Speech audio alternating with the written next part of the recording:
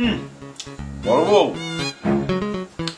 তোমার হাতের ভর্তা মাখানো যে এত স্বাদ, মনে হয় বল ধরে ভাত শেষ করে ফেলি। হইতেই হবে, আমার হাতে তো জাদু আছে। একদম ঠিক কথা বলছো। কি ছোট বউ, এরকম তালেরাটির মতো ডেপ ডেপ করে চাই আছো কেন? মনে হচ্ছে চোখ দিয়ে আগুন বের হবে, সে আগুনে আমার পুরা সংসার আগুনে ছাই হয়ে যাবে। দরকার হলে তাই করব। তার বড় বড় যদি এত গুণ থাকে তাহলে আমরা বিয়ে কইরা এখানে আনছেন কেন? হ্যাঁ, থাক থাক, হয়েছে। খাবারের সময় ঝগড়াঝাটি করতে হয় না, বেশি কথা বলতে হয় না। খাও খাও, খাবার খাও। এরপর আরো কোনদিন যদি শুনি এরপর যে কি ঘটবে তা আপনি কোনদিন ভাবতেও পারবেন না। ঠিক আছে ঠিক আছে।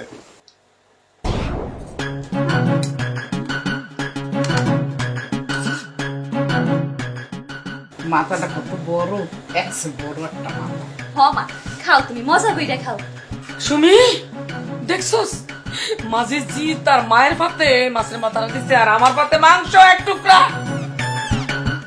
এই মাছের জি, আমার মা থাকতে তোর মাথালে এত বড় মাছের মাথাটা কেন দিলি? মাছের মাথাটা দিতে তোর একবারও হাত বাঁধলো না? না করে নাই। তোর মা তো রোজ জামাই বাড়িতে বইয়া বইয়া মাছের মাথা খায়, আমার মা কি রোজ খায়? আম্মা, বড় বউ তো ঠিকই বলছে। কি ঠিক করছে মানে? আরে, ছোট শাশুড়ি তো প্রতিদিনই মাছের মাথা খায়, আজকে না হয় বড় শাশুড়ি খাইলো। ওরে বাপ রে বাপ, খুশি হয়ে গেছি। জামাই বাবাজি, তোমার বড় শাশুড়ি তুমি ভালোবাসো আর আমারে দেখতেই পারো না, আমি পয়সা গেছি। ঠিক বলেছে মা, একদম ঠিক কথা কইছো। আই বিজনেস বেতন বাসি থাকতে মাছের মাথা কেউ খাই দেখতো না, দরকারে তোর মাথা সসা বাই খাইলাম আর কাছে। মুইও আমে না খাতুন বান্ডাইটা দিয়ে আইছি, বান্ডাইটার বেটি দেখলি পারে হাইয়ে দেখাই দিমু। এই মাথা মোর পেটের মধ্যেই যাইবে। এই মাথা আর ফটো যাইবো, এই মাথা, এই মাথা আর এই ফটো যাইবো। কোন কুলক্ষণ যে আপনাদের মতো শাশুড়ি আমার কপালে জুটছিল।